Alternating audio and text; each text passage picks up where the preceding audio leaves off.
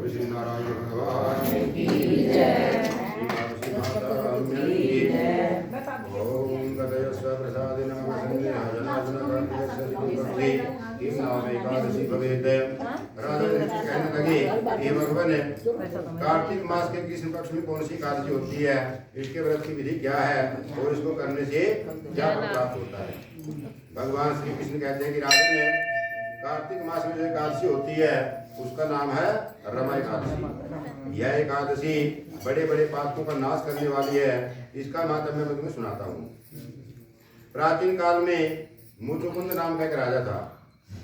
इंद्र के साथ उसकी मित्रता थी और साथ ही यम, कुबेर, वरुण और विभीषण आदि उसके मित्र थे। वह राजा बड़ा ही धर्मात्मा था, भगवान विष्णु का परम भक्त और न्याय के साथ राज्य करता था। उस राजा की कन्या थी चंद्रभागा। उस कन्या का विवाह चंद्रसेन के पुत्र शोभन के साथ हुआ। एक बार शोभन अपने ससुराल आया और उन्हीं दिनों कार्तिक का महीना चल रहा था और रमा एकादशी आने वाली थी। तब उसकी पत्नी सोचने लगी कि मेरे पति का शरीर तो अत्यंत दुर्बल है, बड़ा ही यह कमजोर है, यह एकादशी का व्रत कैसे करेगा, क्योंकि मेरे पिता के यहाँ राज्य में तो कोई भी मनुष्य तो क्या कोई जानवर आदि भी अन्न ग्रहण नहीं कर सकता, तो मैं अपने पतिदेव को कैसे बचाऊं।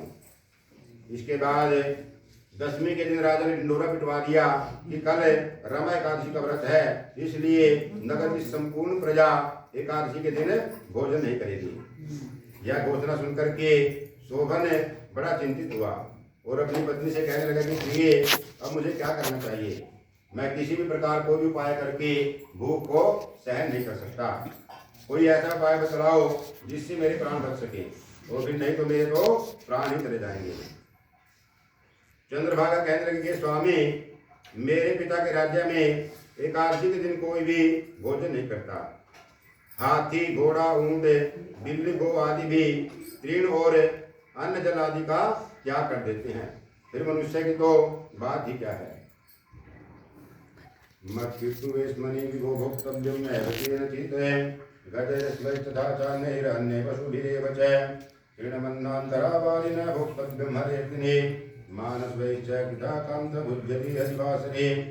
स्वामी, यदि आप भोजन करना चाहते हैं तो आपको किसी दूसरे स्थान पर चले जाना चाहिए, क्योंकि यदि आप यही रहेंगे तो आपको अवश्य ही व्रत करना पड़ेगा।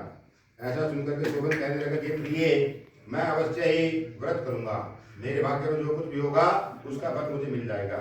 इस प्रकार विचार करके शोभन ने उस दिन व्रत किया तथा भूख और प्यास से बड़ा पीड़ित होने लगा। जब सूर्य नारायण भगवान अस्त हुए और रात्रि को जागरण का समय आया तो वैष्णवों को अत्यंत हर्ष देने वाला था, लेकिन वह रात्रि जो शोभन था उसके लिए बड़ी ही दुखदायी साबित हुई। प्रातः काल होते ही राजा शोभन के प्राण निकल गए। तब राजा ने चंद्र के सुगंधित काष्ठ से उसका दाह संस्कार करवाया, परंतु चंद्रभागा ने अपने पिता की आज्ञा मान करके अपने शरीर को दग्ध नहीं किया और शोभन की अंत्येष्टि क्रिया करने के बाद अपने पिता के घर में रहने लगी। उधर रमा एकादशी का व्रत अनायास ही होने से शोभन मंदराचल पर्वत पर अन्न और धन धान्य से युक्त और शत्रुओं से रहित एक सुंदर देवनगर को उसने प्राप्त किया।